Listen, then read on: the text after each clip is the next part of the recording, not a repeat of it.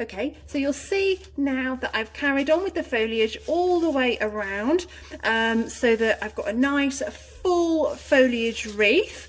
Now, the reason I just wanted to show you here is because it's important that it's kind of finished off properly once you get back to the start, just so that you know that you've got this nice continual ring of foliage and you can't kind of see where you started and where you finished.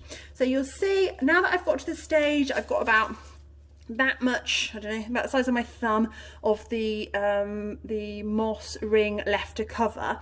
So what I'm going to do with my last two bunches is I'm going to lift up the first bunch that I popped down, and I'm going to put in my bunches so that the stems go under where the first bunch leaves start. So if you hold those out the way as you wrap your wire around, again, just so that you can see starting point, finishing point, just covering that up. So there's one in there, and then if you kind of give it a bit of a fluff, you can kind of see where you need to go, and if you need another one. And I'm just going to pop another one in there, because the idea is obviously that you don't, or that you're not able to see any of the moss once you're finished. I'm going to pop that in there, and I'm going to just give that a couple of winds with the wire, again pulling it tight. Now the wire is kind of nice and thin, so if it is possible to see a little bit of the wire, it doesn't matter too much. I'm just going to keep wrapping it round, and then you'll see, if I just zoom out just a little bit, you'll see that I've got a nice round ring, and you can't see where the start was and where the finish was. So you've got a nice continual ring of foliage. Now when I get to that stage, I'm going to pull my wire out, and I'm going to take my hand and I'm going to measure about a hand's width of wire away from the frame. And then what I'm going to do, using my secateurs or scissors, is I'm just going to cut that off. Now we've got the wire is loose then, so what we're going to do is we're going to turn the wreath over. Now you will see, or you should be able to sort of ferret around a little bit and see the copper frame that you started with in and amongst your moss. So what we're going to do, we're going to take the wire around the back of the wreath, so we're on the back now, and we're going to tuck it underneath that wire frame that we started with, and we're going to pull it tight. Now we're going to do that a couple of times just to make sure that it is nice and secure. It can be a little bit tricky, but it is just one of those things you just have to persevere, and you'll be able to get it through.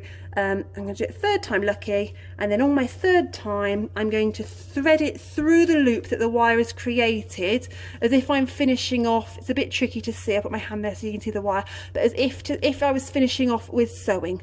Okay, now I've then got sort of a piece of wire that's about 4 or 5 inches long. I'm going to cut it off about an inch from the moss, and I'm going to tuck the end of the wire into the moss nice and neatly, so that we don't have any scratchy areas for your door.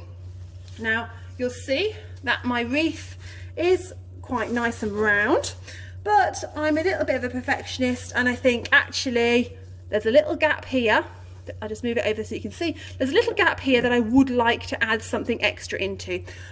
It might be that you've got a little gap. It might be that you have, for example, missed a little area and you haven't got any berries in that area, and you'd like some berries in that area, or you can just use the foliage to fill in the gaps. So what I'm going to do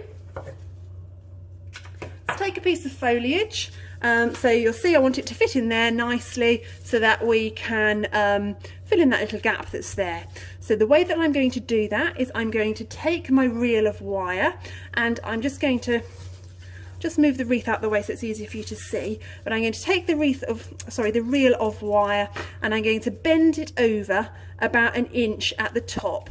Then with my thumb I'm going to hold the loop onto the foliage nice and tightly, and I'm going to bend it so that going down the stem of the foliage I have the long wire and I have the short bent over wire. Then what I'm going to do is I'm going to take the long piece of wire and wrap it around both the stem and the other piece of wire, and I'm going to do that sort of 3, 4, 5 times, pulling it nice and tight. I'm then going to cut the wire so that you've got probably 4 or 5 inches, maybe 6 inches of wire attached to the foliage. And then how I'm going to add that into the wreath, if I bring the wreath back into the shot, is I'm going to,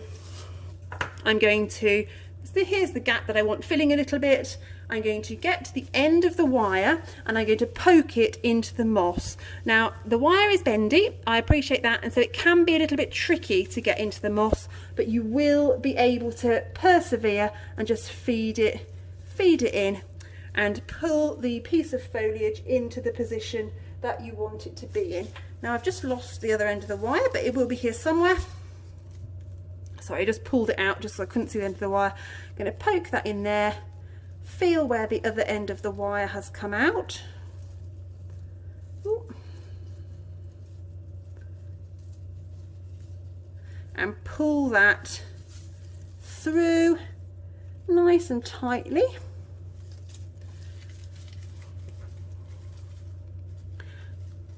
Like that, and then fold the wire, give it a twist and fold it back in on itself, poking the end of the wire back into the moss so that you've got a nice soft surface to balance against your door.